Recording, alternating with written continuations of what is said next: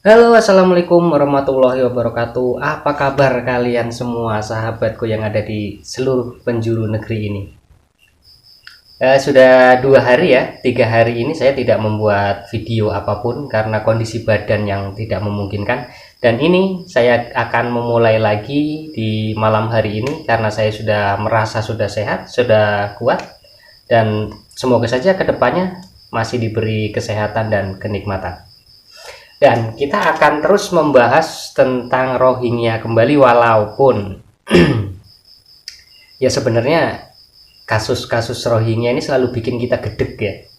Tapi selalu ditunggu oleh netizen kabar Rohingya. Dan jadi saya ingatkan juga, ini kabar tentang Rohingya ini sekarang sudah mulai redup. Sudah sepi nih. Jarang sekali ada yang membahas tentang Rohingya, jarang sekali. Bahkan yang kemarin-kemarin masih, waktu saya belum berhenti nih, sekitar mungkin 5 hari yang lewat itu masih kenceng. Tapi 3 hari kesini belakangan ini memang sudah agak-agak redup dan sepi. Yang membahas tentang Rohingya ini udah sepi sekarang. Dan ini yang ditakutkan, ketika sepi seperti ini nanti ya beritanya akan hilang begitu saja dan akan dianggap selesai begitu saja tanpa ada penanganan. Itu yang bahaya. Sedangkan kemarin saja ya, kemarin yang kasus terakhir yang katanya si tuyul, kapal tuyul, papasan nih sama kapal TNI, dikejar sama kapal TNI, itu nggak ketemu sampai saat ini. Kemana itu hilangnya? Ataukah sudah mendarat? Ataukah mungkin sudah dihalau? Itu belum ada lagi beritanya hingga saat ini.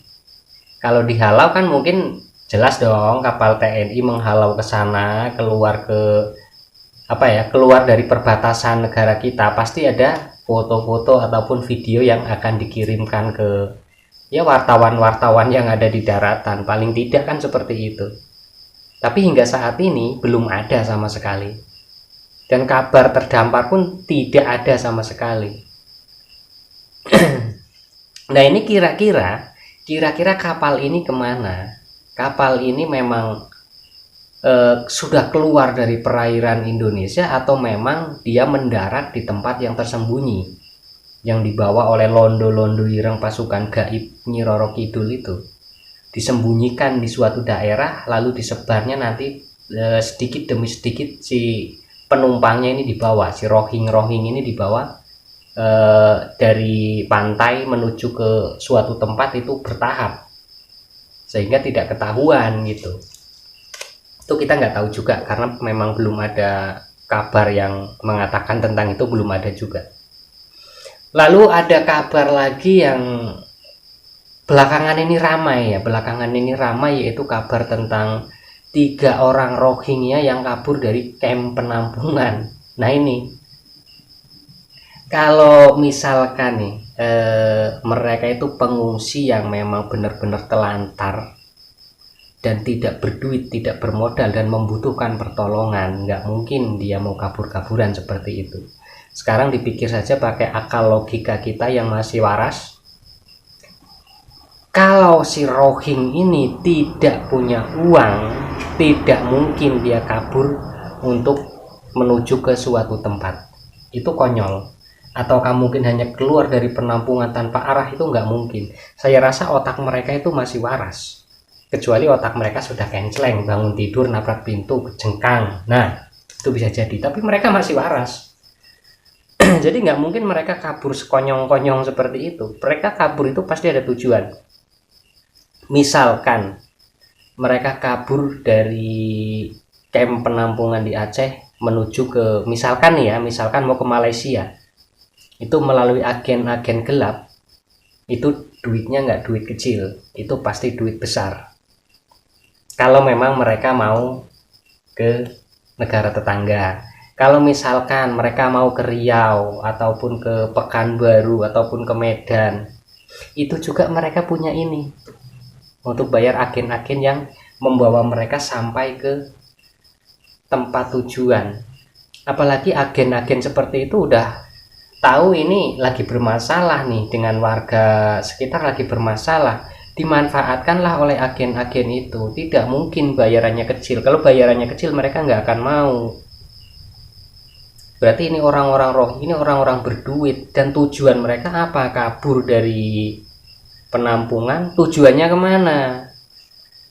Jangan-jangan kalau memang mereka nggak ke negara sebelah, ya masih di dalam negara, di dalam negara kita inilah. Kalau memang benar masih di dalam negara kita, ya berarti tujuan mereka sudah pasti ada yang menggunakan mereka, ada yang memanfaatkan mereka. Itu. Tapi kita nggak tahu karena itu masih terselubung di dalam bisnis mereka, itu terselubung, dan kita nggak bisa untuk mengungkap itu kalau memang kepolisian tidak mengurus dan mengusut kasus ini secara tuntas dari akar-akarnya. Itu kita nggak mungkin kita bisa mengetahui tentang kasus itu. Bahkan kalau misalkan londo irengnya itu ada di lingkup penegak hukum, itu lebih susah lagi, nggak akan muncul kemana-mana berita itu, tutup begitu saja. Apalagi memang ini permainan duit besar, bukan ecek-ecek kasus soal ini. Kalau hanya kasus ecek-ecek, udah Rohingya udah kelar dari kemarin-kemarin, udah selesai dari kemarin-kemarin. Kalau misalkan masalahnya hanya masalah ecek-ecek, lalu gimana? Kita masih tetap kekeh, masih tetap kuat, masih tetap tegas, masih tetap terus menyerukan tolak Rohingya, atau mau berhenti? Karena kabar ini sudah sepi, sudah redup. Tapi kalau saya sendiri, saya nggak akan berhenti untuk membahas tentang ini, yaitu takutnya setelah kabar ini nanti hilang, tidak ada penanganan sama sekali, tidak ada penanganan dari yang bertanggung jawab, dari pihak-pihak yang bertanggung jawab, dan ujung-ujungnya apa? Seperti negara sebelah, ratusan ribu orang, ratusan ribu jiwa yang masuk ke negeri kita, Rohingya ini. Ya udah, selesailah warga lokal bergesekan.